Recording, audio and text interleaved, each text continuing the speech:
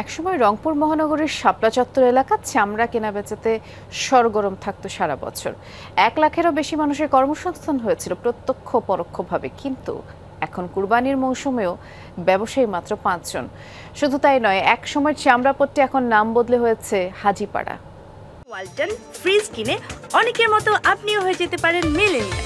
সেরা পণ্যের সেরা অফার। 60,000 টাকার 60,000 টাকার মতন ছিল, কিন্তু উঠছে অর্ধেক আর তুলতে পারেনি আমি।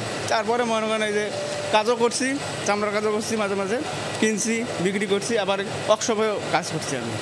আখতারুজ্জামান একসময় লবণজাত চামড়া ব্যবসা করতেন তিনি, এখন পেশা বদলেছেন। চামড়া ব্যবসা করতে গিয়ে আখতারুজ্জামানের মতো অসংখ্য ব্যবসায়ী এখন পথে বসেছেন। আড়তদারদের কাছ থেকে পাওনা টাকা তো তারা পানেনি, উপরন্ত মহাজন এবং এনজিওর কাছ থেকে নেয়া সুদের টাকা পরিশোধ করতে গিয়ে হিমশিম খাচ্ছেন। এ ধরনের অসংখ্য ব্যবসায়ীর দেখা মিলল রংপুরের চামড়াপট্টিতে। ট্যানারিতে মোটা টাকা খুঁয়ে আরিফুজ্জামান আরিফ এখন ব্যাটারি ব্যবসা করছেন। লোকসানের বোঝায় ব্যবসা গুটিয়ে নিয়েছেন রাশেদুল ও মাহবুবুরও। 17-18 সালে আমি প্রায় 6.5 কোটি টাকার চামড়া কিনে আমার প্রায় 1.5 কোটি টাকা লস হয়েছে।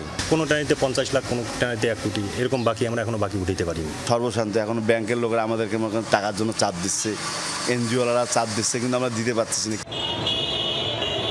একসময় রংপুর মহানগরীর শাপলা চত্বর থেকে এরশাদ মোড় পর্যন্ত সড়কের দুই পাশে ছিল কয়েকশো চামড়ার আড়ত। এখন সেখানে আছে মাত্র 5টি। চামড়াপট্টির নামই বদল হয়ে গেছে হাজিপাড়া। হরিয়া পার্টি যারা কটেজ পার্টি হিসাবে, তারাই আসে কিছু মাল কিনে নিয়ে যায়। বছরে মাল নিলে মনে করেন এই টাকাটা দিতে দিতে 5-7 বছরের সময় করে, এরকম করতে করতে দেখা যায় আমাদের পুঁজি হলো কম। অনেক মাহাজন ছিল এখানে ঢাকাইয়া, এখন সে মাহাজানগুলো নাই, কারণ এখানকার লোকের কিছু এলাকার লোকের অত্যাচারে এখান থেকে চলে গেছে। চামড়া খাতকে পোশাক শিল্পের মতো বৈদেশিক মুদ্রা অর্জনের অন্যতম মাধ্যম করতে চায় সরকার। এটি বাস্তবায়নে ব্যবসায়ীরা চান ওয়েট ব্লু পদ্ধতিতে চামড়া বিদেশে রপ্তানির উদ্যোগ। বর্তমান যে চামড়া শিল্প, যে টাকাটা বৈদেশিক মুদ্রাটা যে কেমিক্যাল আনতে আমাদের খরচ হচ্ছে, তার থেকে উন্নতি হয় কি না, 1 বছর গভর্নমেন্ট এটা হিসাব নিকাশ করে দেখে কোনটার মধ্যে উন্নতি হচ্ছে।